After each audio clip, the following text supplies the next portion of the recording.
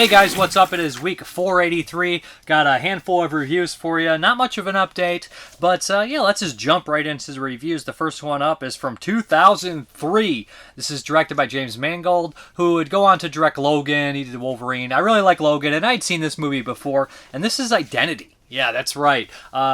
John Cusack, Ray Liotta, Amanda Peet. There's a bunch of other people in here. Alfred Molina, Vince Taylor. Just tons of great actors in this one. So in 2003, I'm always that guy, right? I'm always the guy who complains about horror movies or stuff from that kind of time period. But this is, I think, I would call a really good kind of horror thriller. Psychological horror thriller with a good twist. I think the twist is a lot of fun. And I don't know how to talk about this movie without necessarily spoiling some stuff, so let's just dive into it first, and maybe we'll spoil it if we have to. But first off, 4K from Arrow Video here, so it's cool to see this one get kind of a nice release here. It's funny, this movie is 23 years old. That is wild to think. So yeah, again, what happens is we have this kind of really well put together script, and the opening's clever. All these characters are kind of intermingling, and through a storm, they all end up, it's accidents, they all end up at this motel run by John Hawkes, another actor who would go on to be in a lot bigger things than this one. Good performance as well by him. And there's 11 kind of people at this hotel, 10 guests, and there ends up being, the hotel manager. And soon enough, a couple of the people, Ray Liotta is a detective, and Jake Busey is a con that he's transporting, supposed killer, and he escapes. So it's not long after some people start ending up dead, so they assume it's just Jake Busey, but there's a lot more than meets the eye. At the very beginning of this movie, we kind of get a kind of like a tease in the credits about kind of this crime, this case, and that stuff all reminds me a bit of like Session 9, how it's talking about it, this kind of psychological issue. Alfred Molina is this doctor, and all this kind of wraparound stuff. And you're like, how is this going to connect? And by the middle of this Identity, you start to kind of forget it until it kind of comes back, and you're like, oh shit, that's brilliant. John Cusack is an actor that always does a good job. I never really from the certain time period. I haven't watched a lot of John Cusack's newer stuff, but of course he has the cult hits like Better Off Dead and One Crazy Summer, like him in Con Air, High Fidelity. John Cusack's got kind of a cult following, and I think he's pretty solid in this one. I think he does a pretty good job as the lead, kind of limo driver, ex-cop kind of deal. Likable character. Ray Liotta has always been solid to me. I always enjoyed his work. And Amanda Peet was pretty big at the time, or she was getting bigger. Saving Silverman was the movie she did before this. And, she's an actress that you recognize immediately from this time period. And I don't really ever know what happened to her, but I think she does a fair job. I like the characters. John C. McGinley is also a great character actor in this one. The little bit of time that they do have, they do manage to make these characters stand out. Also, it helps casting, people that look dramatically different character actor, different character types.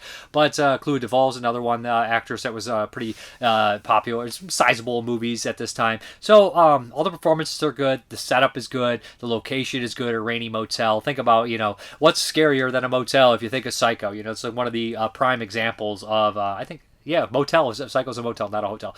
Prime examples of a horror film. So people start to get picked off, and they start to point the fingers at who's actually the killer, and more things are kind of discovered until we have a big, huge reveal towards the, I'd say the third act of this movie. And then we're kind of like, oh, wow, does that take the air out of the sails of this film? But when we go back, we definitely are in line to kind of see what's going to happen. And who they cast in that for that character to be that reveal is perfect, because he is a kind of an iconic character actor, pops up in stuff like Prute Taylor Vince. I always mix his name up. Is it Taylor Prute Vince? I always mix these three names up. But he's in stuff like Jacob's Ladder, Constantine, just tons of movies. He was in The Walking Dead. Just really good performance here. But yeah, this is a great movie. It's not overly gratuitous, but it does have some pretty crazy moments, decapitations. It's kind of like a nice little slasher thriller whodunit.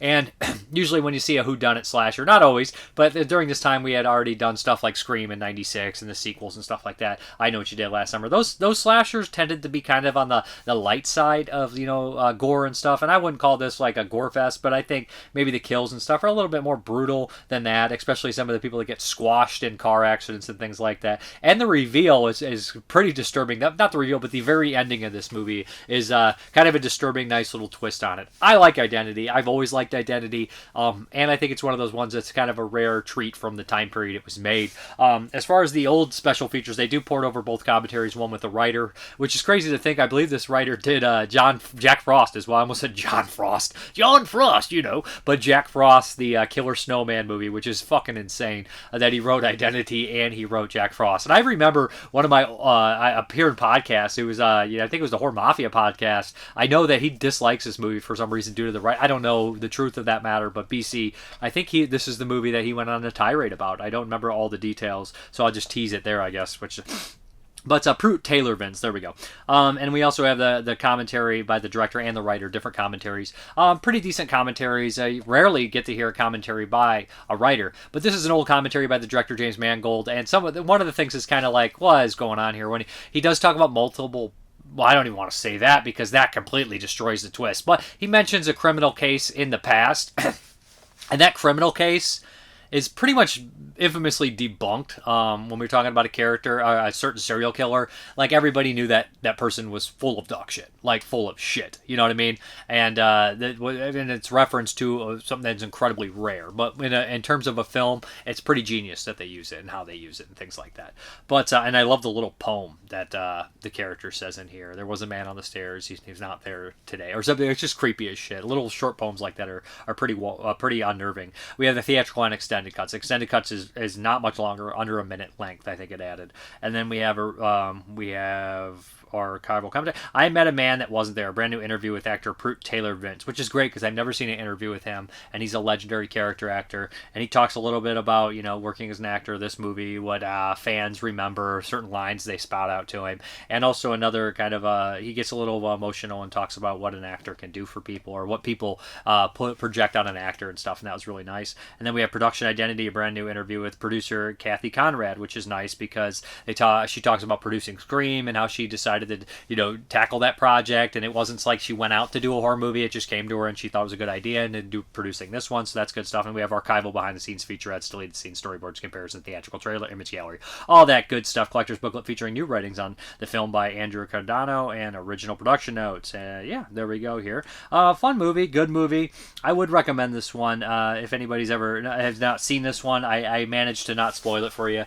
Good cast, nice whodunit with a nice twist here. And I like the actors. I think, what's funny is, like I said, I'm not the biggest John Cusack fan, but I think his performance in this one's pretty good. And I think he's actually one of the more likable characters he ever played, to be honest. I mean, I'm not, I know Better Off Dead, One Crazy Summer, absolute, classics. The, what is the directors there? Savage Steve Holland movies. Those are pretty legendary films. But yeah, this one's good too, Identity. Okay, this next one here is from Arrow as well, and this is 1969, and this is Marlowe. Basically, James Garner here is playing the character of Philip Marlowe from the famous Raymond Chandler novels. Humphrey Bogart would play this character and stuff like I think the original Big Sleep that was later remade with Robert Mitchum. So here we go, Marlowe, a pretty legendary character here, and this is an updated kind of version of that character and that story. Now, at this time, of course, it can't do the noir stuff, the film noir stuff, so they kind of update it and put the background of LA, seedy kind of LA from the late 60s, early 70s. When you get to that late 60s stuff, you definitely have that hippie kind of movement here. And, with the special features on here, one by Howard Berger, he definitely goes over the history of Philip Marlowe and film noir and talks all about this stuff and the influences that go into this movie and on and stuff. And that's a really good featurette here. I might as well get that over with talking about it because I'm going to reference it. But, so this one here, I'm pretty sure I've seen a Marlowe. Have I seen... I've seen a handful of film noir, of course, and Bogart movies and things of that nature, but I believe I have seen a Marlowe. Maybe I've seen the original Big Sleep. It's been a long time, but I feel like I have seen this character portrayed before. But yeah, this one, I really enjoyed it. I didn't really know what to expect. I like James Garner, he was in the Maverick TV show and then was in the movie with Mel Gibson, the kind of redo of that. But James Garner's always been a solid, good actor. No real complaints. He's a good leading man type, a strong kind of type, and he definitely has that noir style character, right? The fast-witted dialogue, but he's updated for a more 60s mentality pouring into the 70s. He has the dry wit, but he has the handsome stoic kind of stuff as well. But he's really likable in this one. He doesn't seem I don't even want to say this, when you update it, he seems more easygoing, you know what I mean, than a lot of the other characters that you would compare him to from the 40s and 50s. But yeah, so I love the storytelling in this one. It's based off a book, of course, but it's relatively like just like from point A to B. Like he figures out he gets can't necessarily remember who he gets hired by this woman to figure out. I don't even think it opens up with that. I think it just opens him up kind of like in the action there. He ends up going to this hotel to look for this woman's brother, and he ends up stumbling on all this stuff and ends up witnessing this murder, and that leads him to go on to another case where he finds another ice pick murder. It leads him all to these kind of things like that, and he ends up kind of trying to discover who's committing the murders and why they're being committed. He gets tangled in with this famous actress, this also famous, kind of performer, and Rita Moreno from Oz, Sister Pete, and there's just a bunch of other kind of quirky, fun characters that he gets mixed up with, including Carol O'Connor, who's a cop, and he's perfect cast as a cop, just this kind of hard-nosed kind of cop and no bullshit kind of guy, but they have a great rapport back and forth. His partner is actually Fred, is his name Frederick Murray? I mean, this guy is in The Howling. He's got this like stone, you recognize this guy's face, big nose, just another character actor that you really memorize. And I love the scenes and the dialogue that he has, and just the funny little moments that James Garner has with other characters in this movie. There's this kind of hotel detective, as you will, which is definitely an outdated kind of job title, right? A hotel detective. And he's building this kind of model ship, and Gardner's asking me all these questions, and he's like, listen, man, and he's supposed to hold something for him while he glues it, but Gardner breaks it, and if you pay close attention off screen, he breaks it, and then he kind of puts it back to where he's holding it, and then after the conversation's over, he lets it go, and the guy's like, he's all pissed that he broke it. It's just like fun little playful moments that when you give an actor something to do like that, they always kind of deliver and give them something a little bit more, and it just adds these little tiny details that I really like in there. That was very funny. But no, I like all the characters. I like how the story unfolds. I like the dialogue, and it is a little tragic, of course, but I think this flows really well. I think the script is good. I don't think it has much downtime. I never found myself bored.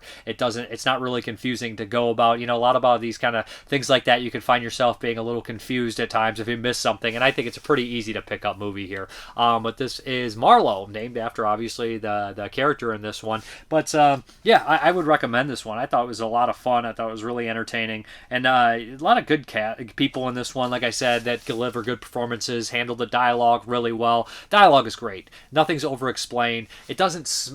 I was talking about this. I watched this and I put it in and I was like, oh, it sets the mood, it sets the tone, you know what you're in for, and it doesn't really deviate too much from that stuff. And it's another thing that, like, when I watch modern movies, just to compare it, the movies come on so loud and they hit you with 37 needle drops, and I'm just like, this is just too much. Instead of making your scene or making your tone, making your world by just like things like set design and actors and like camera pans, all this kind of stuff like that, you just drop 5 or 6 needle drops in and everybody's like, oh, this is the 90s, or this is the 60s, or this is supposed to be Vietnam era stuff. And it's just like, I feel like you can do needle drops perfectly fine. I mean, Martin Scorsese used those wonderfully, or a lot of movies have. There's nothing wrong with that, except when that's all you do to create a time frame is drop needle drops in. And this is not Marlowe. I thought they did really well with this. And it's funny too, because it's supposed to be in 60s, like, California style, but it's predating back to, it's playing into something from the 40s and 50s. So great stuff. As far as a special feature, the only real new thing besides the original 35 camera negative by Aerofilms Restoration is $100 a day plus expenses, a brand new video appreciation by film historian Howard S. Berger. This is 51 minutes long. It's pretty in-depth about the history of Raymond Chandler, Philip Marlowe, film noir, updating it, and you can directly tell how the James Bond movies play into this, right? James Bond happening in the 60s kind of definitely influenced absolutely everything that happened afterwards, including tons of spy movies. And if you watch a lot of world cinema, you'll see these little inklings of and sprinklings of James Bond stuff within a bunch of them. Even just Franco's movies had, like the Harry Allen Towers movies had James Bond inspired stuff, spy stuff, Greek movies, Hong Kong movies. Tons of stuff was inspired by James Bond. Even stuff that inspired James Bond written before or whatever was basically when they did that stuff later. It was also more of a Bond type thing, like suave kind of character stuff. But yeah, I should mention, frickin' Bruce Lee is in this movie. How would I bury one of the leads here? Yes, Bruce Lee plays a henchman in this one, and he goes against James Garner a couple times, destroys an office to kind of show his kind of amazing talents and stuff like that. And it plays kind of as a comic beat, and then James Garner just sits and stays in the office like, well, whatever. Very defeatist kind of character, very funny in that aspect as well. But yeah, I would recommend this one. I really enjoyed this. It's an easy watch, just breezes by. Looks great in Blu-ray as well. Check it out.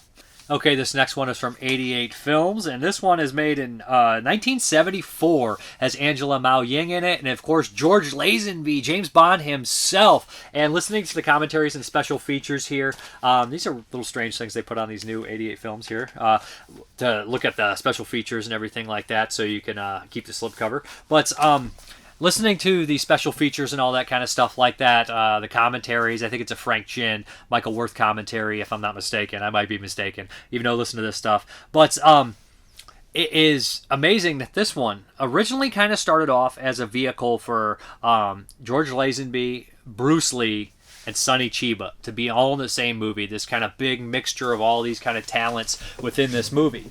And they get into depth about George Lazenby as James Bond. Of course, he did the one, and then he had a bunch of a picture deal signed and everything like that. And it just didn't necessarily work out. Lazenby wanted to get away from it, and he did like a lot of Hong Kong movies. If you look at The Man from Hong Kong, Lazenby is the villain in that movie. He's in a handful of these movies, and he's always just this like bizarre force within these movies because he's so freaking large. He's just this big kind of guy, and he's just brawling and bashing, basher style in this movie. So, boy, I don't even know how to go about this, but this is an odd fucking story here. Very 70s. 74, it does feel a little late for this one. It feels more like the late 60s because we still have that hippie dippy kind of stuff going on, like Marlowe has a little bit of the hippie stuff going on too. But we definitely have like a big drug influence, like Marlowe as well. Big drug influence kind of thing here. And what it's happening is this group of bad guys, I guess an evil chemist, pharmacist, or whatever the hell you want to have, this like underlining gang, very kind of like weird James Bond style layer. And he's made these drugs called like the happy pill. And there's a hilarious scene in here, and this is how all these movies are back then. They're like, it's more addicting than marijuana. It's like, isn't it marijuana? It's not really the addicting drug, guys. It's like, it makes you more happy than ecstasy, more addicting than marijuana, or habit forming. It's like, what the fuck wrote this? But regardless, that's just part of it. So George Lazenby, he starts to investigate what happened to this person. I don't even remember the relation. I believe it's a sister, if I'm not mistaken. And in the very beginning, we kind of see what happens. Like, she's given this sex drug, and she's indoctrinated into this cult, and it's very sleazy. In fact, it's an incredibly sleazy movie from Golden Harvest at this time. And she basically is indoctrinated, and he wants to look into it and see what's going on. And he ends up kind of stumbling into this drug cult. He tries to kind of go in and find out who the dealers are, and at the same time, Angela Mao Ying is also kind of infiltrating this group, and you really don't know who she is or what her motives are. And she kind of starts off by kind of selling things on the side of the road, and kind of seems very harmless at first. But these two forces are going to come together to try to stop this evil group that sells the happy pill. You don't want the happy pill. In fact, I'm going to spoil this because I feel like this movie is a little kind of on the sillier side, the weirder side. But besides seeing George Lazenby and Angela Mao Ying beat the shit out of a bunch of people, I mean, George Lazenby is an enormous man, especially compared to some of the Asian kind of martial artists in this movie. So seeing him throw everybody around and bash them and stuff is kind of a lot of fun. He had the same kind of fighting style in The Man from Hong Kong, the Jimmy Wang Yu movie. But yeah, so he's a lot of fun in this one. But Angela Mao Ying does a lot of the heavy lifting in terms of the choreographed fighting and stuff, a lot of kicks and shit like that. She's in a bunch of Hapkido and Lady Whirlwind I've covered on here, just a lot of movies. But essentially, there's this scene where they're supposed to both be given the happy pill and locked up in cages, but George Lazenby is the one who gets an injection, and she kind of hides it. And it's very rare that you would see one of the heroes of the movie attempt to kind of rape the female protagonists in a cage. But, that doesn't happen, but there is an attempt at it, and he wakes up and he's like, oh, I'm sorry, I couldn't control myself. And it's such an odd moment. But, they break out and fight in the underground lair, and there's some wacky shit happening. This one's fun. It's a little weird. It's a bizarre movie. It's kind of an oddity, but I kind of enjoy it just for the sheer sleaziness. There's tons of naked women walking around, and it's just, it feels real weird. It's entirely, totally an exploitation movie, and I can't even imagine Bruce Lee and Sonny Chiba in this as well as George Lazenby. Just an oddity, and I think the history behind it's a little bit more interesting than, the movie's interesting as well. It's just fucking wacky. Stoner. That's the character's name too, which is hilarious, right? Stunning 2K restorations from original camera negatives presented in both the original Hong Kong theatrical version and the alternate English dub export version. So you have two versions on here. Mandarin Mono Hong Kong with English subtitles. That's the HK cut. Mandarin Mono Malaysian release version with English subtitles. HK cut. Export version English Mono. Audio commentary by Asian film experts Frank Ginn and Michael Worth. That's good stuff because he talks a lot about these movies, and Angela May Ying gives the restaurant, of course, a thing. Talks about how this movie was made up to be possibly Bruce Lee. Lazenby crossover, and then we have Kim Newman on Stoner also talks about that stuff, and Kim Newman is always like kind of fair. Sometimes he doesn't love the movie, but he definitely does some interesting insight on this stuff all the time. Alternate title sequence from Malaysian version, image gallery, original trailer, reversible sleeve featuring newly commissioned artwork by Sean Longmore, and original Hong Kong poster artwork. There we go. A lot of fun and a really freaking weird movie. Okay, we have another one from 88 Films here, and this is Operation Scorpio, and this was made in 1992, and this director actually did Women on the Run and Possessed. Possessed is a horror film from 1983. He did the sequel as well. Possessed is a great movie. Women on the Run is a great movie, and this is a pretty cool, fun movie, too. Period piece here, and the main character is a comic book wannabe artist. He wants to be a comic book artist, but he has this altruistic nature about him where he wants to defend the downtrodden, but he can't fight. So in the very beginning of this movie, we kind of introduced a character, and he gets the shit kicked out of him, like trying to defend one of his friends. And he's one of these guys that always like stands up to wrong, even if it puts like everybody else and himself in danger, and all this kind of stuff like that. But his father is kind of a widower, so he's all by himself. It's just those two that have to function. His father gave everything to send him to a good school, but one day he gets kind of booted out of the school when there's just kind of I think it's 1920s if I'm not mistaken on the time period here. He gets mixed up with these kind of villain characters that have been selling like girls into slavery, which is a common thing. People bring their kids to because they can't afford things, and they end up being sold into sex slavery or maids and things like that. And he ends up saving this kind of maid from being like beaten or taken away, and he kind of escapes and takes her with him. And he ends up trying to take refuge in this place where there's a bunch of these kind of bodybuilding guys, and they end up helping him out. But this brings the bad guys after him, and the main bad guy here is this wheelchair-bound kind of like creep. He's a real piece of shit, and he can't do much himself, but his son is pretty much his main henchman, and his son is this Korean martial artist who's incredibly flexible, has super iconic kicks, and this weird flexible move. If you see him, he's got the scorpion kind of position when he's on the ground. Just a really great performance, really great, tremendous skill in martial arts here, unique. And he's basically the main villain. He kind of goes forward and does all the bidding of this guy. And so it's these two trying to survive and lay low, the father and son, and this maid that goes with them. And they end up staying with Lar Kong Lang. I always mispronounce this guy's name, but he's a director who did Drunken Master 2, part of it, and then Jackie Chan took over.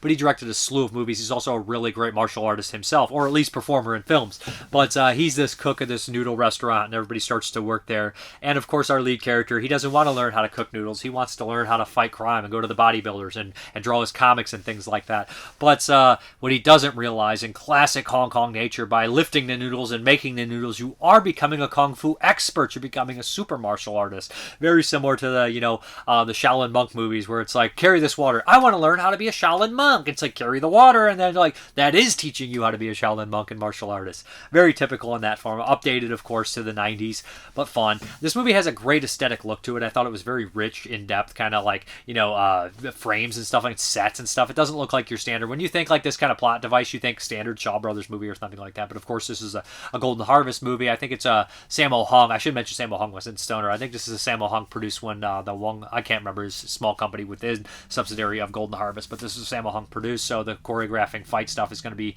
pretty damn good. This one ends up unfolding pretty fun. Some great fight scenes at the very end, and it's an overall solid, fun movie. Kind of ends on like a cutoff scene here, but the opening is also kind of grabs your attention almost immediately and makes it seem like it's going to be a wuxia fantastical movie, but it kind of switches gears to, I guess, something a little bit more grounded. Not necessarily super grounded, but I think the MVP of this movie is probably, besides Larkar, is definitely our Korean martial artist here. I think he's incredibly iconic and memorable, and he just does a great job. As far as the special features are concerned, well, the lead's very good too and very funny. High definition Blu-ray presentation, Cantonese mono with English subtitles. We have an English dub as well. Audio commentary by Asian cinema expert Paul Bramhall. I did listen to that, but I can't remember every little detail. I think he talks a lot about the Korean martial artists here. Scorpion and Soul in conversation with Wang Jin. That is the... This is long. This is like an hour long. Scene-specific audio commentary by Wang Jin, exclusive to 88 Films. A sneak peek at Jump Senior, 2024, directed, produced, written, choreographed, and starring Wang Jin. Jin audition reel, which is really fun. Does a lot of this stuff actually in the movie. Conversation with Scorpion King star Ching Kar Lok. A conversation with Scorpion King Wong Ching. And archive La Kang Leng. interview as well. English opening, closing subtitles, Cantonese, English trailer, image gallery, reversible sleeve featuring new art by R.P. Kung Fu Bob O'Brien and original Hong Kong poster artwork. So this is a fun movie, a little bit of kind of a lighthearted in a lot of aspects. I enjoyed it. Good stuff. Well, besides all the forced prostitution, lighthearted. Okay, you know what? I'm going to be rather brief with this one because I've covered this movie before on the show, I believe.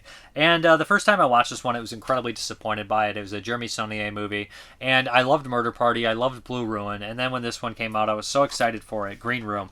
So I watched it, and I was really disappointed right when it came out. And then over the years, I rewatched it, I think, for the summer, whatever, I can't, the Duncan McLeish's summer series, and I thought it was a great movie, and I was completely wrong. And rewatching it, this is probably one of the most rewatchable movies I've seen in a very, in forever. You know what I mean? Rewatching it, I was like, oh, this one I could watch all the time. So essentially, this movie is 2015. It follows the plot of a kind of a punk band, a traveling punk band that's struggling, and they get this gig at this Nazi kind of venue, which is like in the middle of nowhere, and they witness something that they shouldn't, and they get trapped in here. And we have a siege movie of this punk band trying to survive against these neo-Nazi skinheads led by Patrick Stewart.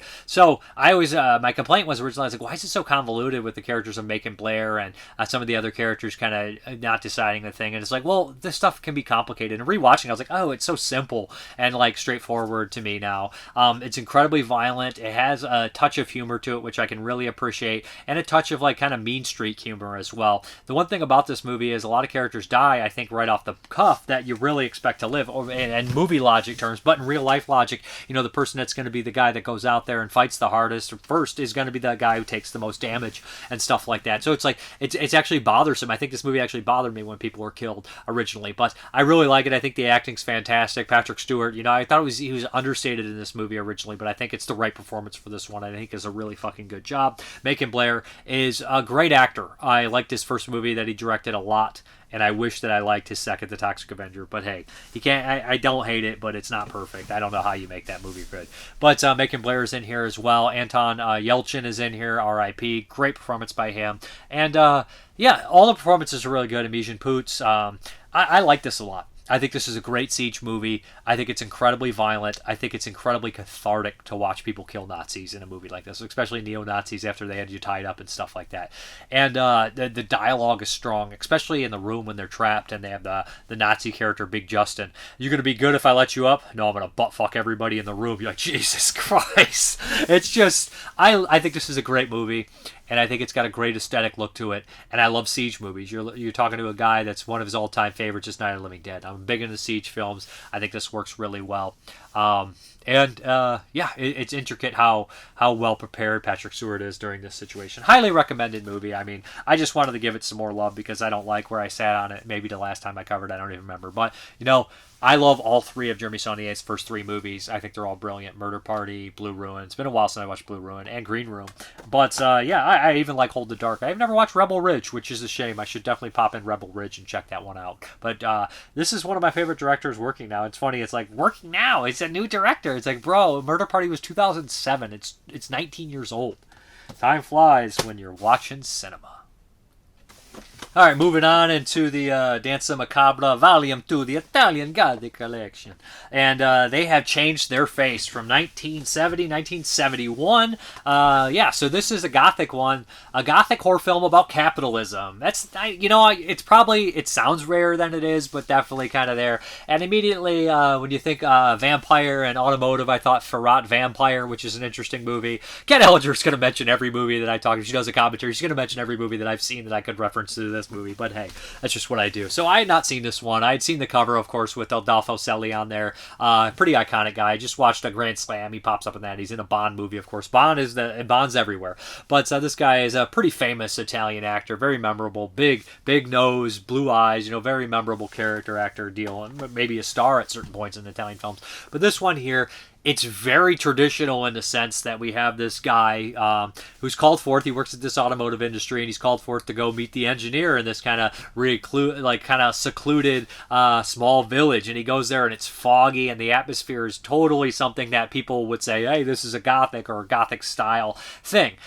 So he goes there, and it's the villagers are very bizarre, and he immediately meets this girl who's walking around basically topless, and he's like, what's going on? And he ends up starting this kind of, like, I guess, relationship with her really quickly, just a friendship, I guess you'd say at first, and he's looking for this area, and she ends up taking him there at this gates, and he's like, hey, can you wait here, I have to go in, and all these little Fiat cars are like following him around, leading him up to it, like, and he gets in there, and it's just a super bizarre kind of place. Well, Adolfo Celi is like talking to him, and he's like, hey, he knows everything about him, and he starts to do some digging, and there's another woman there that starts kind of this relationship with him, and she's a secretary, but she's there for more than that, and it gets really bizarre when he starts to do some digging and realizes that this is not just, a possible job promotion and not just an automotive industry, but there's all these people of big business and these different backgrounds of life that get called here to discuss the world and what decisions they're going to do in all these big businesses and everything like that. And this is a big metaphor for selling out or being trapped in this big cog of capitalism that you cannot get out. And putting that as a backdrop of a Dracula story, right? That they're actual bloodsuckers that are running the world, and you're trapped and you can't get away. It's just a really fun, interesting way to do it, but also keeping it in the Gothic sense, and at least the Gothic look that people would imagine it is. This whole big kind of facility within this tiny little village, and the background kind of secluded, right? Controlling everything. I thought that was really cool, and I think this is a really cool movie. I think the acting's good. I think the score is good. Memorable, classic Italian kind of score going on here, and I think it is an incredibly dark ending, which I think is a lot of truth to the world. What are you going to do? How are you going to fight it? You know what I mean? And I think that I enjoyed this. I like, it's one of those movies where, like, yeah, that was really good. And then you think about it, like, that was pretty solid, and especially the way it ended. It was like, you have to end it like that. You have to. Just with a handshake, because they got you. They got you son of a bitch. But as far as the special features are concerned, of course, we have audio commentary with director Corrado Farina, moderated by Alberto Farina. That's, I believe, his son. And his son has a special feature on here as well, the Farina Method interview with film critic Alberto Farina, son of director Corrado Farina. And that's interesting because he talks about his dad being involved with advertising, making commercials and stuff like that. So he knew this backdrop of this whole advertising angle. So it's like kind of a mention of it. He was coming from the inside, and he could speak about it. And I think that was brilliant. And I think that really makes a difference. Bloodsucking Capitalist interview with actor Giuliano Desperati and editor screenwriter Giuliano Berruti. Outtakes of Desaad. There's some fake trailers in there which are pretty wild. These commercials that they make in there are pretty LSD. I love that. But they're selling LSD to everyone, and that becomes like a parody, almost like a satire. More satire, not a parody, but LSD. Great stuff. And then the commentary by Kat Ellinger, of course. And we have some short films by Corrado Farina, The Son of Dracula, Ring Around the Rosie, The Contenkle of the Creatures. So yes, short subject documentaries directed by Corrado Farina, and commercials directed by Corrado Farina.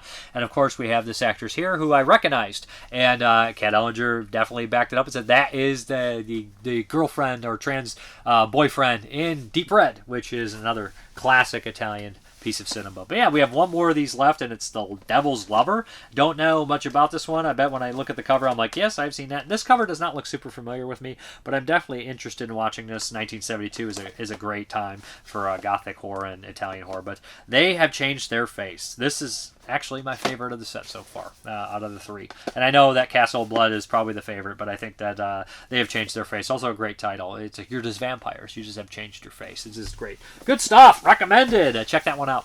All right, let's get to those 1983 movies. I have returned.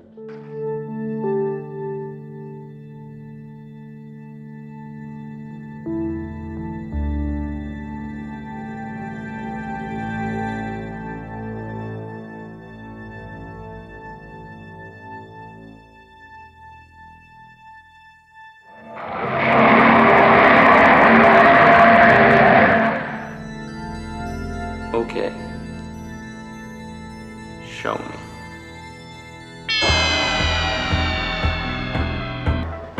Where is the music now?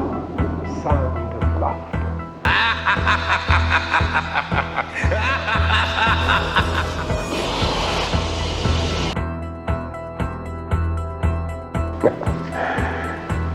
There was never laughter.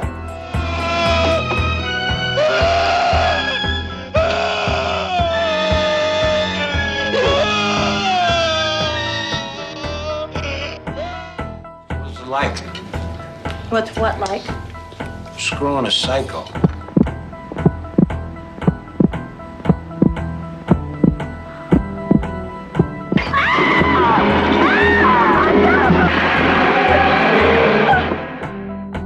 What the fuck was that?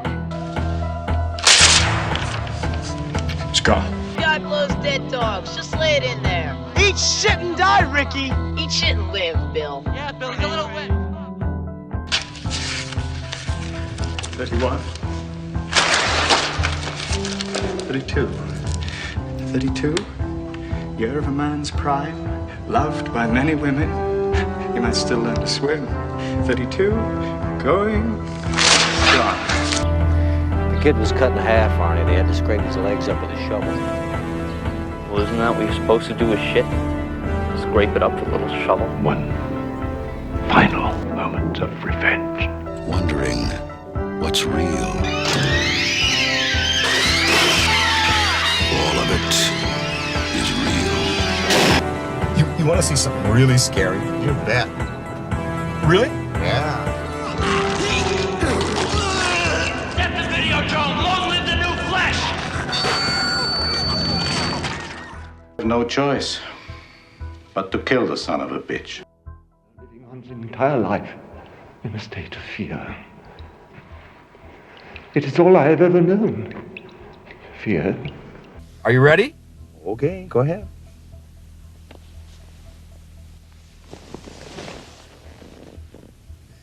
What are you doing?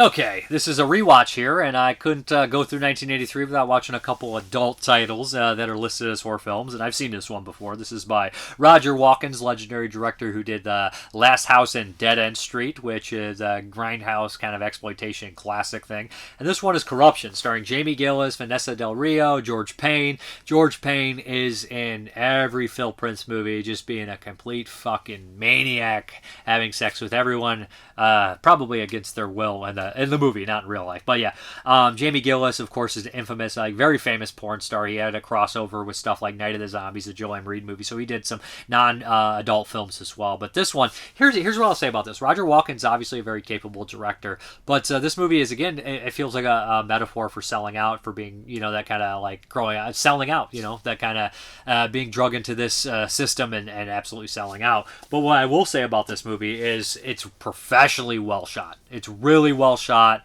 and I think that the color-coded stuff is really good in the rooms. And far as a lot of American porno films are concerned, a lot of them are just about the sex, and they don't care at all about the story. Not all of them, of course. I mean, but when I compare them directly to, the Nakatsu erotic films, if I talking about gay Dracula, right? That movie is just terrible. It's a terrible movie. Corruption is not a terrible movie. There's actually a solid story here. There's a lot better acting. There's actors in here that are just acting, not actually having sex.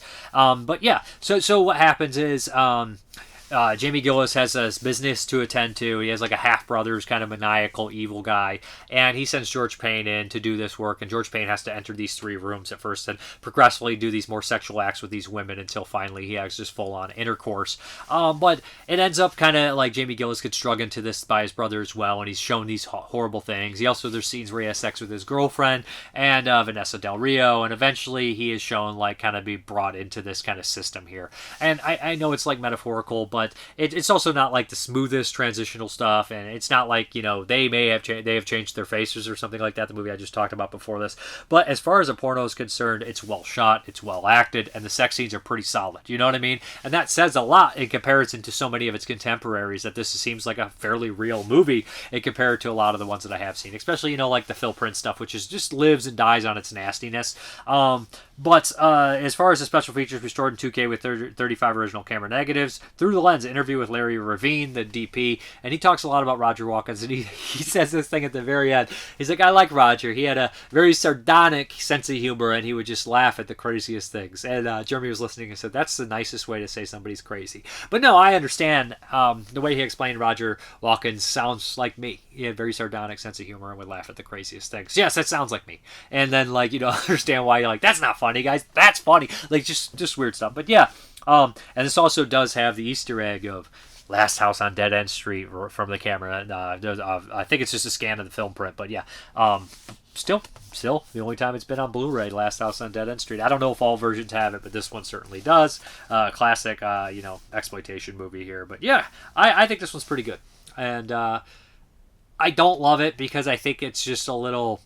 Although it's saying something, I just think that I just need a little bit more. And I don't know if it's necessarily a horror movie. The score would suggest so, which most of it seems like it's kind of a direct rip of The Thing, Ennio Morricone, John Carpenter, score deal. But I don't know how much it is just totally The Thing. A lot that starts off like it, which is very common of this time for Hong Kong movies to lift stuff from The Thing or Poltergeist. But also a lot of adult films seem to just lift from John Carpenter's composer catalog. But it's not totally. It does change it up, so it's not just The Thing, but it's damn close in the beginning.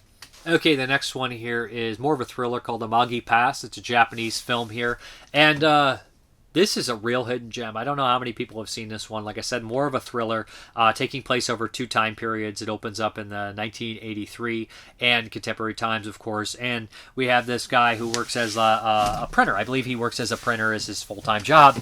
And this guy kind of comes in, this mysterious guy, and he wants this murder kind of looked into and printed and things like that. And we kind of cut back to 1940, where he's a young kid. And it's about this time he took this trip to the Amagi Pass. And he kind of went through and kind of passed through with a couple days. And a murder takes place. And I don't necessarily want to spoil this, but this movie is not necessarily about who committed the murder. The mystery of the murder is not necessarily who's the culprit for the murder is not the interesting part about it. It's just kind of going through the entire movie and cutting back and forth and seeing the pieces filled in exactly how it happened, exactly what happened to the characters. And each time it goes on and progresses, it gets more and more tragic, and you get more of an unveiling of this kind of character's coming of age, I guess you'll just see it to a certain extent, or his psychology of the things that he witnesses. The first time we kind of understand, like, he sees this man on the road that shows him this kind of woman, the sex act in a book, and he says, hey! And then later we realize that he saw his mother having sex in the same kind of position, and even further on in the last part of the movie, he sees this person of his affection having that same sexual position in that. But it's just a really great, because we follow also these police officers who are investigating the crime in 1940, and of course, in the more modern time, the guy who comes looking for it is that police officer. But we don't have much sympathy for this police officer. It's not like a police officer who made a mistake in a case or something like that, or did one thing wrong. He is just brutal this entire time with the witnesses and things like that. So you really don't have any love for this guy. He's just a kind of a piece of shit. He's like one of the Hong Kong cops at Untold Stories, just beating the shit. His temper is ridiculous. But he obviously has some resentment for the person as well that he's investigating. But it's just a lot of haunting stuff and people being haunted by the past. They can't get over it and cutting it back and forth. I think that the way the story unravels is brilliant. I think the acting is brilliant, but I think the camera work is great. I think that the composition is great. There's a lot of depth of focus. There's a lot of camera angle movements that I think are beautiful, especially because this takes place in a lot of, mountainous forest areas. And you'll see stuff like this where we have a one shot of this character going down a hill fighting with another character, and it goes on. And the murder itself is particularly gruesome. I think it's really effective. And when you realize how the mentality of the murdered victim, it makes it even more twisted, I think, honestly. But and it gets more and more tragic as it goes on, which often these Japanese kind of mystery kind of thrillers end up being. But I think this is a great movie, Amagi Pass. Not really a horror film, but there's a couple scenes that would cross over to the thing, but it's a thriller mystery film, and I think it's great. I would really recommend this one. Highly recommended. Good stuff there. The next one we have is a mini-series from good old UK 1983, of course, The Mad Death. And I think this is, about 3 hours and 40 minutes or something like that. This could have really been condensed into something like 2 hours, an hour and a half. Maybe I'm just being hard on this one. But when you look at stuff like Day of the Triffids from like 82, which was a great miniseries from UK, they managed to tell that story, I think, quicker and in a much better kind of pacing and whatnot. But so here it is, The Mad Death. I think the first act of this movie is by far the strongest. So in the opening, we have this kind of country. This is 1983. This is before the rabies vaccine, right? So the world of rabies is completely different, right? And nowadays, if there's a rabies outbreak or something like that, not everybody completely loses their mind. If you get bit by a rabid animal, you think you go get your rabies shot. Incredibly painful, but it's not necessarily the same thing, because here, if you get rabies, you're pretty much dead. Your animals are dead. So this is the English countryside, and this guy ends up finding this fox that appears to be kind of sick, and he ends up taking it home, thinking it's, it's got dumb rabies, it's got friendly, and the fox kind of flips out in this really kind of crazy scene, and he ends up getting bit. He ends up actually giving this to a person that he's cheating on his wife with, so people don't know how it kind of spread to that aspect, right? And you think maybe this is going to be like not necessarily a rabid kind of deal where everybody's like going and killing each other, but maybe spread a little bit more aggressively in that aspect. But a lot of this movie follows this guy who's like, I think he's a college professor, and he used to do this kind of stuff where he's like a contagious disease kind of expert. So they hire him to kind of front run this thing and go around and make sure this rabies outbreak doesn't get completely out of hand. And watching this movie, this guy just goes completely above what he's supposed to be doing, and he's starting to do personal vendettas against people. There's a scene where him and this other guy, this rich guy who refuses to listen, have this standoff, and they're both so annoying. And particularly though, the guy who's running this thing, he is definitely overstepping his boundaries, and he upsets a lot of people. I know it's for the greater good, but at this point, watching this, he is a completely dislikable, annoying character that I couldn't fucking stand throughout this movie. I just was like, please die already, you know what I mean? Like, douchebag authority figures in movies, I just want you to die at this point. He's just completely ridiculous. And it's not like he's one of those guys that turns into like a vigilante where you watch those movies and you end up like siding with Dirty Harry or something like that, which, he's just breaking the law left and right, but you're just like, hey, it's Dirty Harry. It's a movie. It's the kind of formula that you're used to. So, like, this one, you're watching this character and you're like, geez, man, I hate this guy. So a lot of this movie is just a bunch of guys walking around shooting dogs that may or may not have rabies. And then the final act involves a crazy cat lady who ends up, attacking these people, locking them in because she has to protect her cats. This movie is a little odd. It's a little bizarre. The best stuff is when we actually see what's inside the head of the people who end up having rabies, and they're kind of freakouts and they're kind of like horrible visions and nightmares. I think that stuff works really well. Besides that, when it does that kind of stuff, it reminds you a bit of the Czechoslovakian kind of science, Polish, I can't remember exactly, but there's this movie from 81 about, or like even 80, Writhing Tongue from 1980, the Japanese one, or 81, we have like the kind of, I think, what is that one from? It was basically some outbreak, measles or some really dangerous outbreak in a country. It's based on a true story. It reminds me, at its best, it's like those movies. At its worst, it's just a kind of a dull TV movie where a bunch of dogs are getting shot. And one time there's an exploding dog head, and I'm like, this is not for this movie. This feels very bizarre. Mad Death is okay. It's perfectly fine. For the time broadcasting TV, I'm sure it was a lot more effective back then with the rabies vaccine not really being a thing. I'm pretty sure the rabies vaccine wasn't invented until the mid-'80s, looking it up quickly. But, so I can understand the fear in this, but it also seems a little dated into a comic way.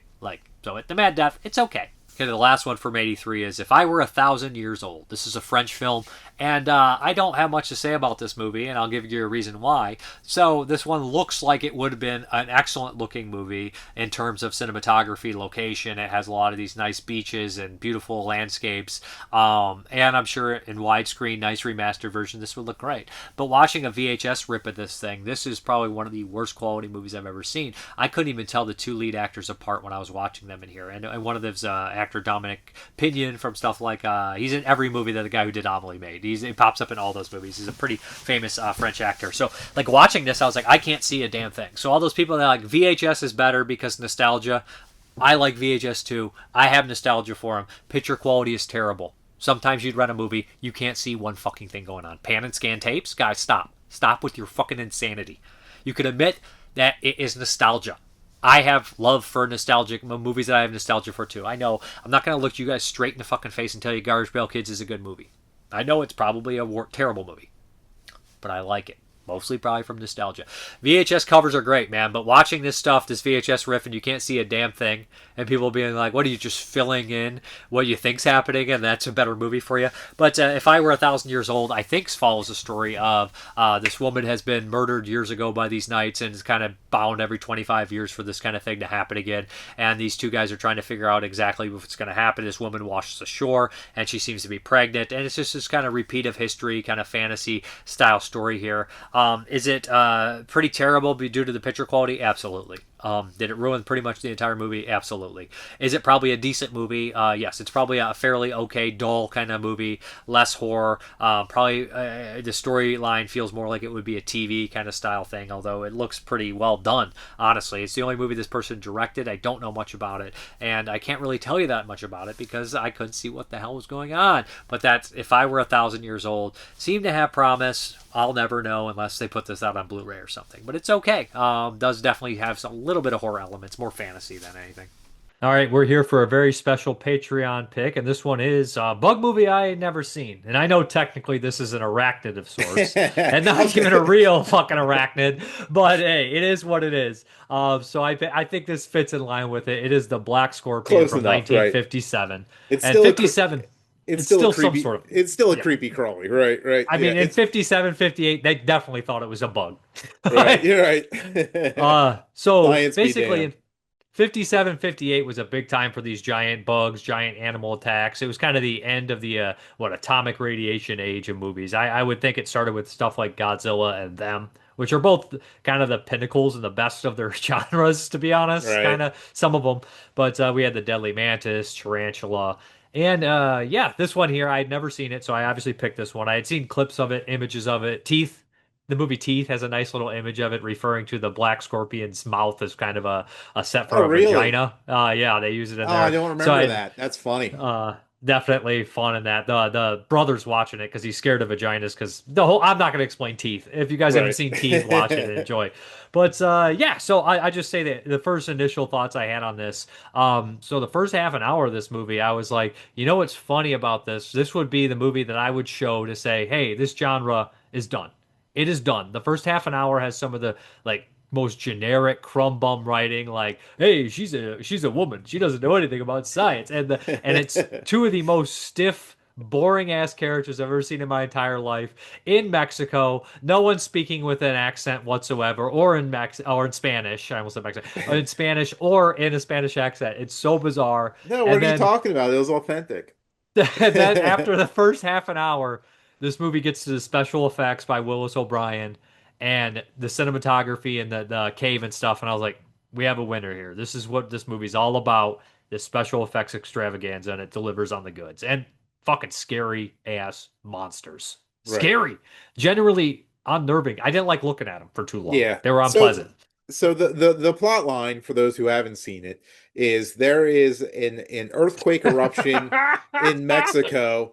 So two hotshot bro geologists go down south of the border to investigate, and they do find some unusual rock formations, and they bust one open, and it has 100 years old scorpion in it that's still alive. And like, oh, this is crazy.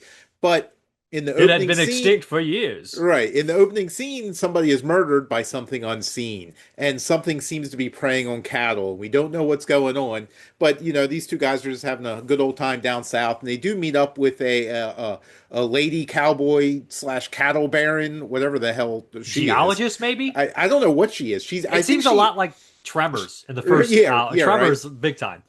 Except, they're the geologists, and she's like the dirt bunny, Dirt bunny. And so everything's they're trying to figure out, because they find the dead body of a professor or somebody, and it seems like he had been poisoned. A police officer. Oh, that's what. Okay, he's hung up, and kind of a good imagery right there. And so they should have pushed it further and done a religious iconography where he's like. and like you said, the first half hour is just sort of building up these characters. I mean, they are essentially nothing characters, but I thought they were pleasant enough, and there is an annoying kid, because worst actor in the movie. All these movies, have to have an annoying kid that just does dumb shit the whole time. Worst actor. Then he's not good. And then he's a bad actor. At the half hour mark, it just breaks loose, and it lets loose its monsters, and which is plural. The title, The Black Scorpion, you think there are going to be one, but there's not just scorpions either. There's plenty of shit, weird stuff going on in this movie. And it just doesn't really let up from there. It's, it just has some really solid monster rampages. And from that point on, the entire plot is, how do we kill these things? Yeah. And that's it. That's like the entire rest of the movie. There's some unintentional humor too, but we'll get to Right. those moments that I think are absolutely fucking. There's one scene where I laughed. I was watching it by myself and I laughed out loud. There is one bit that I remembered. So I was actually a little bit of a latecomer to this movie. I did not. It's funny that you mentioned Teeth because I probably saw Teeth before I saw this. Me too, obviously. Because I saw Teeth on DVD. When what was it, Dimension Extreme or somebody Yeah. put it out on DVD. I didn't see this till the Warner Archive Blu-ray, so I didn't even have this on DVD. You know, there 50s sci-fi movies to me were a little bit of a blind spot till the Blu-ray age, I would say. I saw a few on TV when I was a kid. Like I have memories of seeing like and one that I consider the best, Incredible Shrinking Man. I remember seeing that. Yeah, That's I remember a Jack seeing that a Armstrong. bunch. Mm-hmm. Jack Arnold. Jack Arnold also did Tarantula and Creature Yeah. from the Black Lagoon. He's one of I think he's the king of this shit, right? Right. So yeah, I loved I loved Incredible Shrinking Man.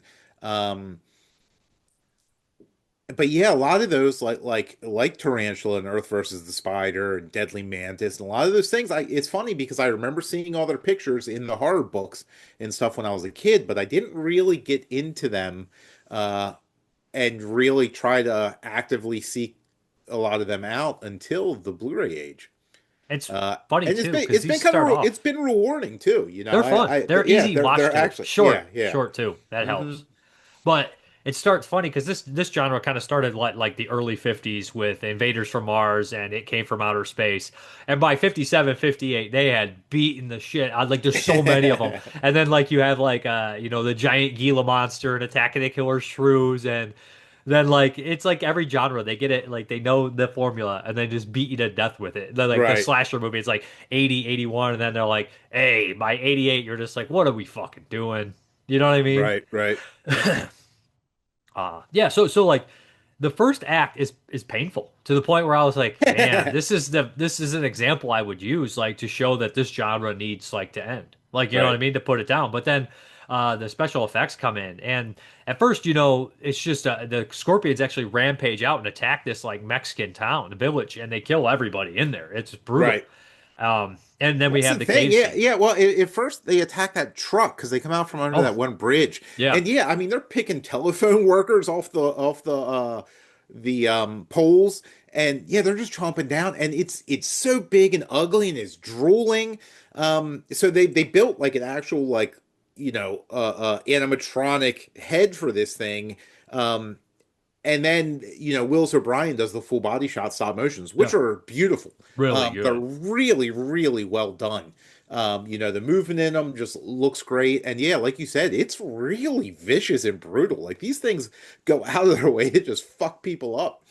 Willis O'Brien, this is his last one he did. And he's actually the guy that helped Ray Harryhausen get his start. Showed him some things he knows. So, like, there's a lot of stuff on the disc about Ray Harryhausen talking about Willis O'Brien and showing some unused stuff that they had, which is beautiful. That unused stop footage from other movies that they never got to incorporate and stuff is really good. Too. And I mean, so, Willis O'Brien was really kind of seen as like the innovator of this stuff. Yeah. I mean, he's a legend in the field of stop motion, just based purely on King Kong. I mean, that was kind of the game changer right there. That was like the Jurassic Park of its day, pretty much, where people were just like, "Oh my God, how the hell did they do that?"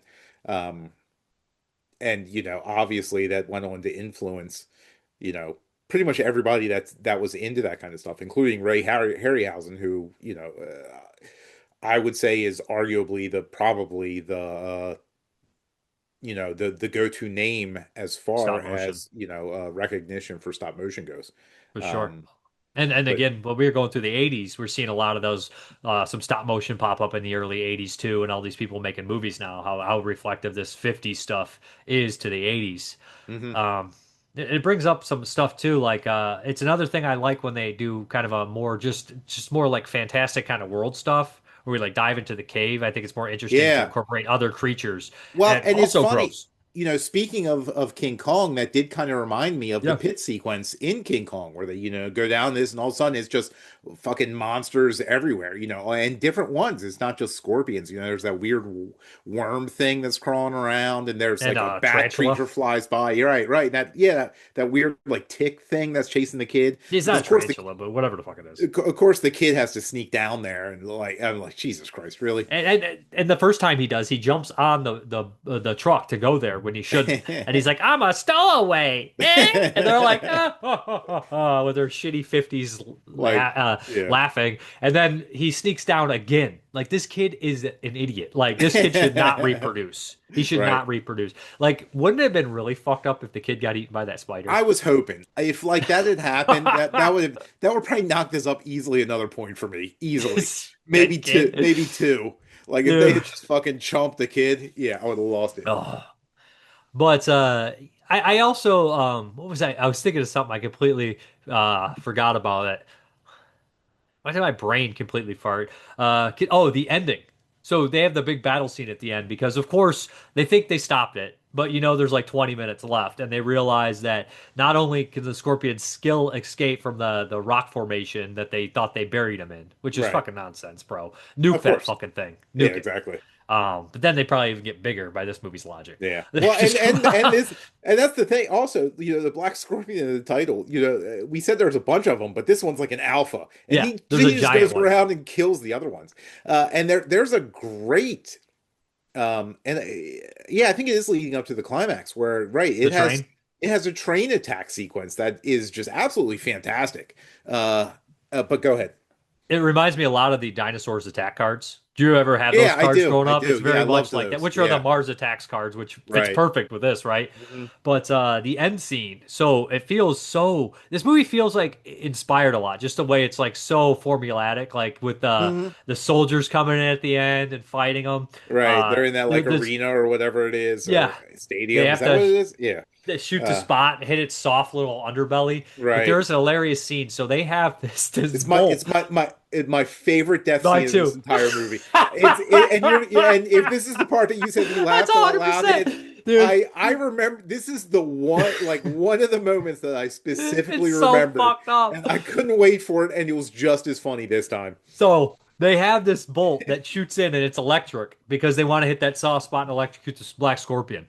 And of course, they have a colonel of sorts, and this guy just pops in, and they're treating him like he's an important character. He's not in the rest of the movie. I don't remember him, but he looks straight up like a rejected Sergeant Slaughter from the WWF back in the day. And he's like, he misses. He's like, I won't miss again, and they reel it back. But they forgot to turn off the electrical charge, and this has to be thousands upon thousands of volts. And he just grabs it up, it just falls over dead. Yeah, that's the thing. He's just like, I'll get him next time, and then just lifts it up, and then they shout to the guy with the big switch, turn it off, turn it off. And it's nonchalant, like they don't focus on it. There's no electric. He just says, and falls over dead, and it is by far the most unintentional, hilarious scene in the movie. Yeah, it is one of the greatest things I've ever seen.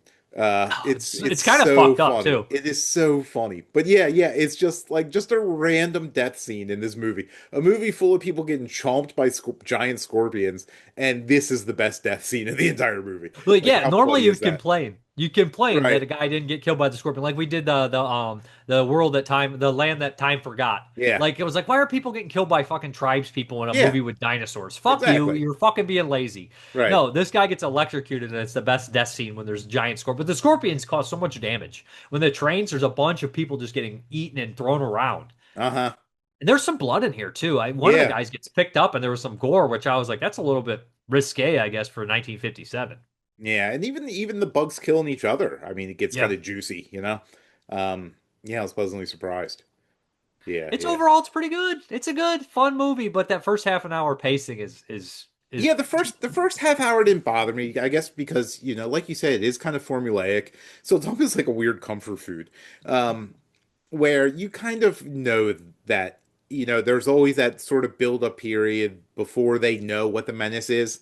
But yeah, this one, once it does kind of unleash its menace, it goes for broke. It doesn't try to hold it back. It doesn't hide it in the shadows. It doesn't do. I mean, literally, these things are like front and center. There are so many shots of that thing's face just drooling all over the place, and yeah, it's great. Yeah, it's not like the Corman School, and usually that's a good way to follow your low budget movies, but this didn't seem low budget. And I have to say the special effects are great, but I was actually really impressed with the cinematography, especially in the cave. I was looking around, I was like, the lighting is really good. How where the compositions are and stuff like that. I was like above, definitely above its genre for sure. Well, and it's a little bit, I don't know if they actually shot it in Mexico, but it does, the majority of it does take place in Mexico. And, it does sort of have this sort of like, a little bit of an exotic flavor with like these haciendas and stuff. So, I think that does kind of give it a little bit, of a distinct flavor compared to, some of the other 50 sci-fi ones that were coming out too. Well, I mean, like, I feel like the Southwest is the place for these because I feel like it came from Space and Tarantula are both in the Southwest kind of areas. And then, like, even when they did Tremors, because Tremors is a throwback to these movies. If you watch a bunch of these, then watch Tremors, you're like, oh, Tremors is literally just taking the exact formula of these movies, just doing it way better and more updated. Because, I mean, I think Tremors is pretty fucking good, the first it's one. A 10. Especially. It's a 10. Yeah, it's a 10. I agree. I think so, too. I think it's probably one of the best movies that year or the 90s. One of the best horror films of the 90s. I agree. But yeah, the way it uses that, and like after you watch all this, Tremors 2, not so much. Tremors 2's fine. It's just not great. It's fine. You know what I mean? Like a 6, fine. Right? Yeah. Yeah, it's a pretty significant drop. And Tremors 3 is even a bigger drop than that. Right. And then after that, I was like, I think I'm done. Yeah. But I hear most people like the other ones, so maybe I'll give them a shot. I'm not opposed to it, but it's just not like I have to see them. You know what I mean? I think I bought one or two of them at Dollar Trees when Dollar Tree was blowing out like those Blu-rays and stuff. So I think I have one or two of the other later sequels that I haven't watched yet. I do have one of the later sequels. I did watch it, and it has Jamie Kennedy in it. And he's he's like 45 and he's like hooking up with a 20-year-old girl. And it's just like, all right, guys, that's enough of this. Let's go back to Michael Gross and let's call it a day. And Reba, right? Yeah. Reba's not even in those. It's just Michael Gross. He's the only guy coming back. That's funny. But yeah, this is a fun one. I said the director, he basically did a lot of television and old westerns, which which do the dialogue. I would explain that feels like that. And he did a ton of movies, but like looking over his filmography, I'm like, most of these just seem like generic programmers. Like, so it's kind of surprising that, he didn't have anything else really genre related. No. Like probably the biggest thing I saw on his filmography was, at least that had name recognition to me, was The Fighting Seabees with John Wayne. Which I haven't seen, but I'm at least familiar with what that movie is. And he did like some 40s version of Swiss Family Robinson, but nobody remembers that. But yeah, there wasn't really anything else genre related in his in his roster that would have led me to believe that like somebody would have been like, oh, this is the good old Eddie Ludwig is the perfect guy for the job here. He was a Russian-born guy too, which is strange, right. And so it's like that's a bizarre. It's like it definitely like making westerns, making television, Russian-born. It's like all the perfect stuff to have like kind of flat dialogue and flat acting performances. Like it seems like that's the kind. You know what I mean? Like it's something that he doesn't normally do that genre either. Right. But the writers of this, I looked up, they definitely had some sci-fi stuff. There's 3 writers, one that came up with the original story and a couple others. They definitely had some other sci-fi kind of stuff in this style under their belt, along with some other stuff. So that makes a little bit more sense. Warner Brothers, how many Warner Brothers big bug movies were there at this time? I know that I'm trying to think of who handled. Is Tarantula Warner's or what company did Tarantula? Tarantula is Universal. Universal. It is. Them was Warner's other real definitely big one. Warner. And they did the next. Was it also Wills O'Brien? Did he do Giant Behemoth?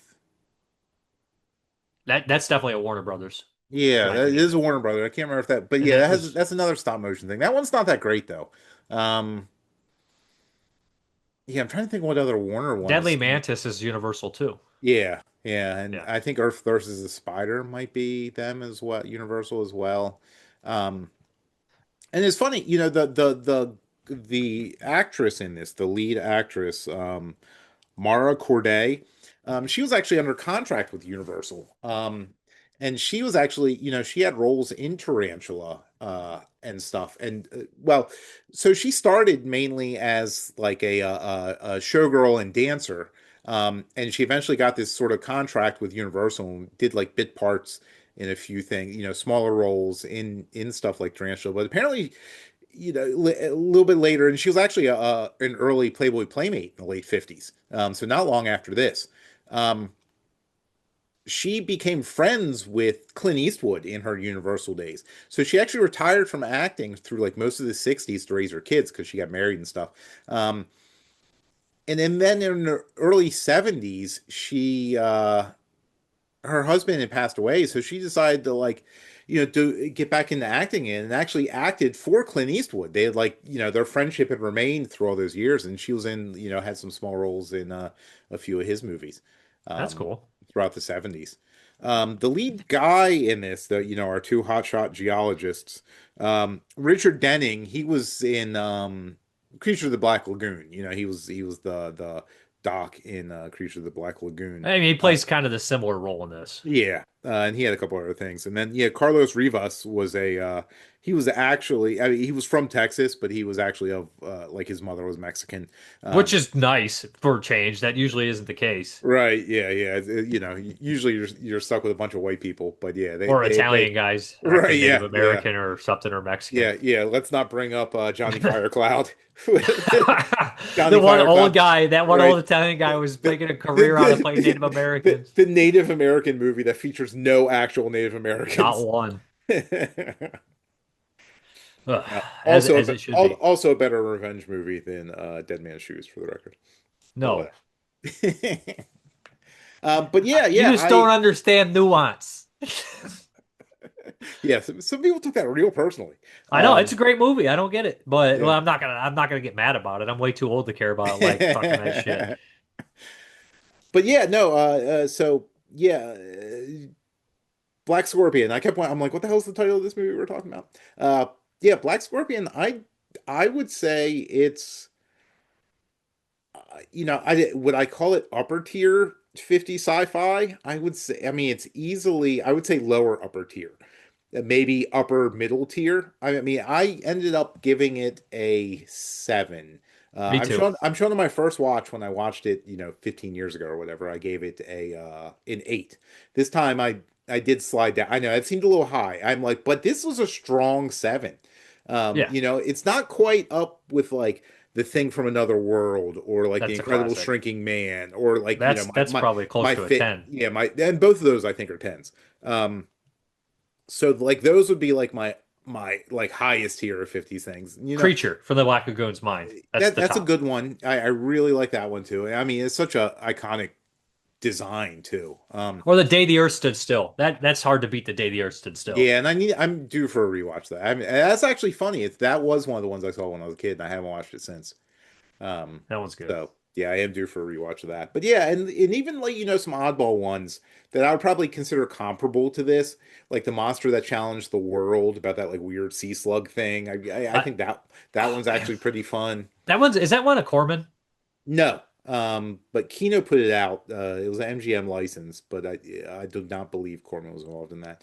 But there's yeah, one of them it's that's a weird Corman. like there's a bunch, but yeah. I mean, Attack the Crab Monsters is a real fun Corman one. I've never seen Attack of the Crab Monsters. Yeah, I actually enjoy that one quite a bit. It's stupid and cheap in a typical Corman way, but for a Corman, it's pretty good. I need to watch it, Terror from Beyond Space still. That's kind of fun too, actually. Yeah. That's another one with a slobbery monster. He's like drooling all over the place. There's a lot of be prepared for a lot of an alien climbing up and down ladders in that one, because this is like the spaceship has like multi levels where they're trying to stay away from this alien, and so it's just like he's just climbing up ladders. It's like constantly people just going up and down, like trying to get away from this thing. It's kind of funny. Oh, I can't believe I forgot the Quatermass movies. The first two Quatermass movies are 50s. Those are top tier. Yeah, those are great too. So yeah, I wouldn't quite put this as high as some of that stuff, but I gave it a strong 7, which for me is a like B plus, I would say, or a solid B. I think it's a little better than Tarantula, but close. Yeah, I think it's better than Tarantula too. Yeah, but not like Tarantula's not bad though either. No, it's fine. Yeah, no, it's just a force. The monster effects aren't that great because it's literally just forced perspective. It's a giant it's a real tarantula force to look, and that's just. I know that's fine. You can use a couple shots like that, but besides that, it's really boring. After a while, it's boring. I know, and yeah. I mean the stop, and I'm not necessarily a stop motion snob, but I do want creature effects, right? Me too. I get mad if you don't build something. Or I like stop motion or creature effects. I don't Right. like when it's just like this is just a regular tarantula and we use the force perspective. That Right, gets yeah. boring. Exactly, right. Like Giant Gila Monster, right?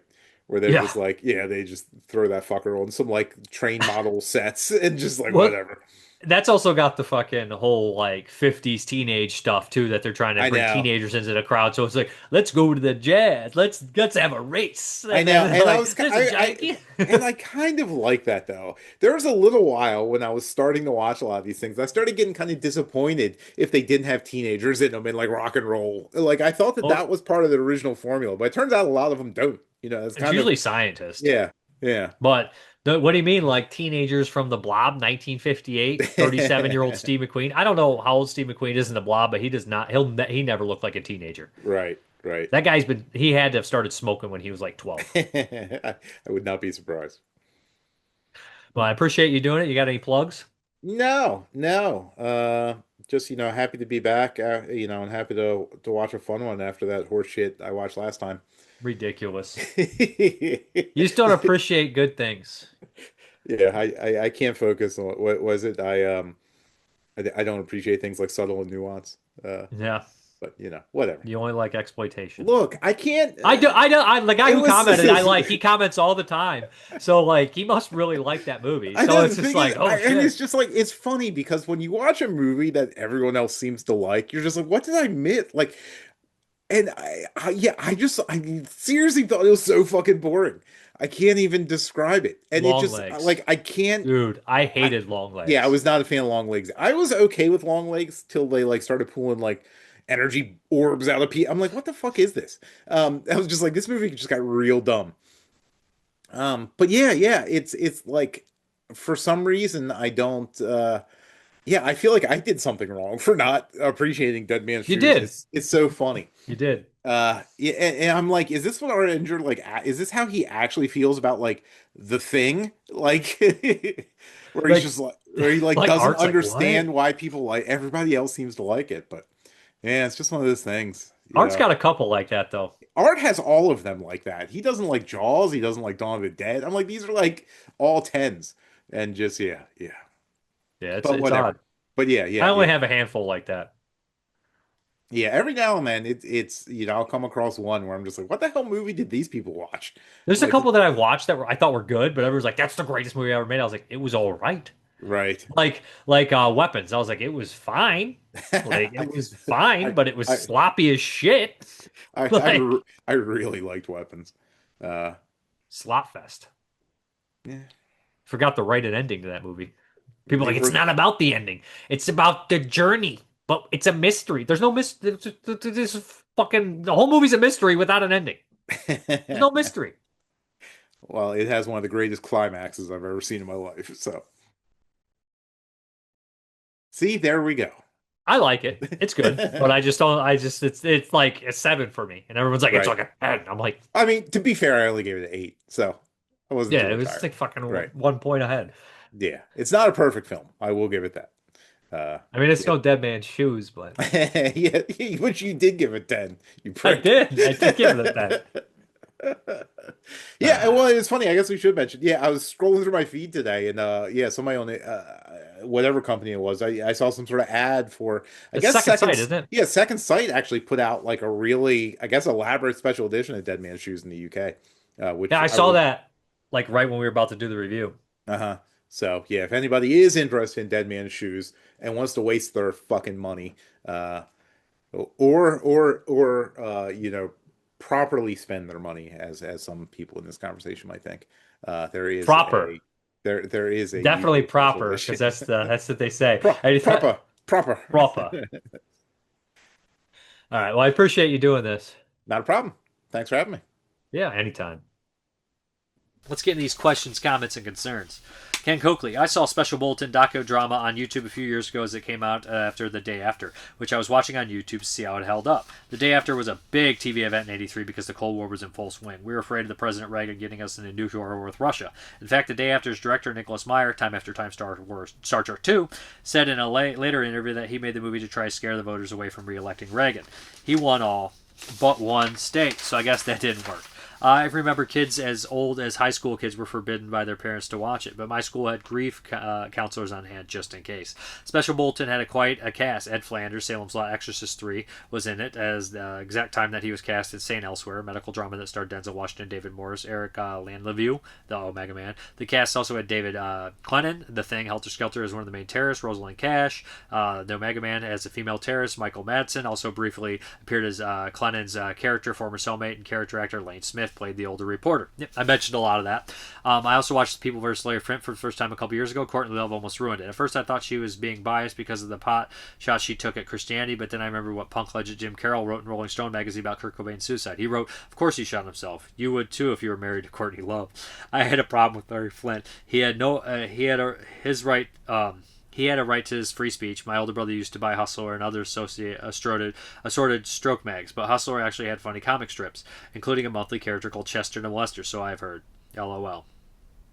What do you say? I had no problem with Larry Flint. Yeah, I like the movie. I think Courtney Love does fine. It's an odd performance, but I think it fits the movie. South Park Rocker. Not seen The People vs. Larry Flint since its release, and pretty sure I still have a VHS to VHS dub of it. Thanks for the reminder of Dead Man Shoes, another one I've not seen in a very long time. Cool review. Thank you. What the Flick? It's been about 20 years since I've watched The People vs. Larry Flint and Dead Man Shoes, but both movies are fucking awesome. Next to horror courtroom dramas and revenge flicks are my favorite. Nick from Flanders. I've always wanted to give The People vs. Larry Flint a chance. Now that Arrow is offering it up on a silver platter, I will take said chance. I just like censorship too, no matter which side of the political moral aisle it comes from, which is one of the main reasons I'll continue to buy physical media. Digital is too easy to delete or fuck with.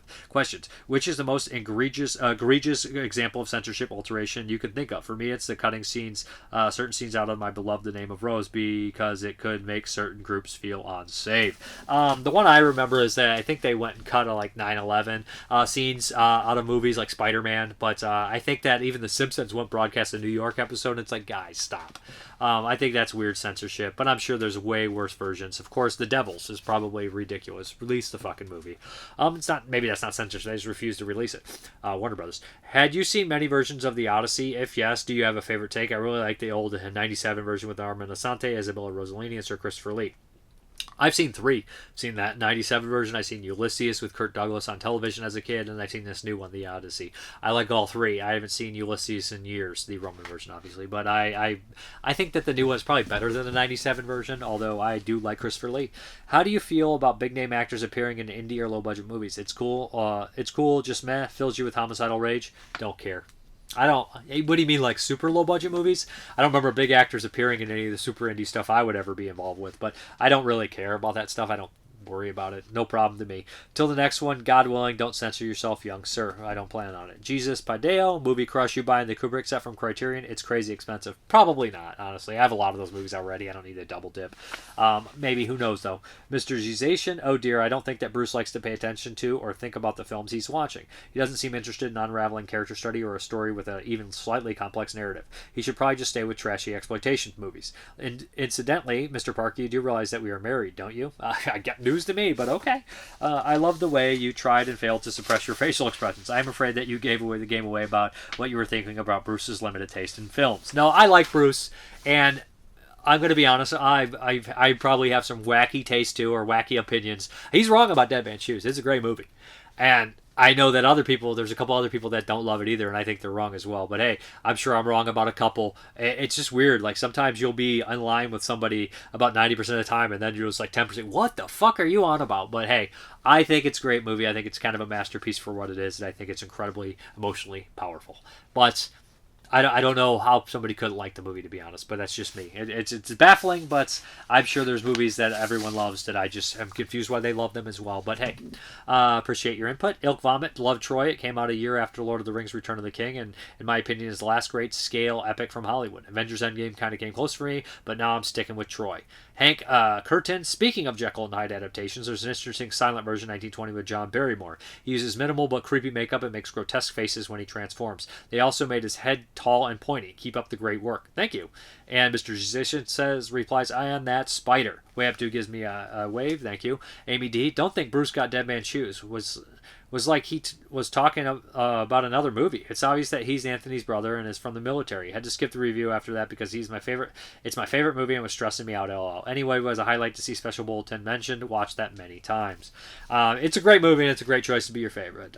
Beyond Sour Ground, you could be right about Don't Go Near the Park being as an elements issue, but I assumed it was probably something more complex than that, as Severn led to have access to kind of the elements for their public screenings. Same would go for Young Warriors, which also never came out. The two films common denominator between the films, they share the same production company and they share the same writer-director Lawrence D. Folds.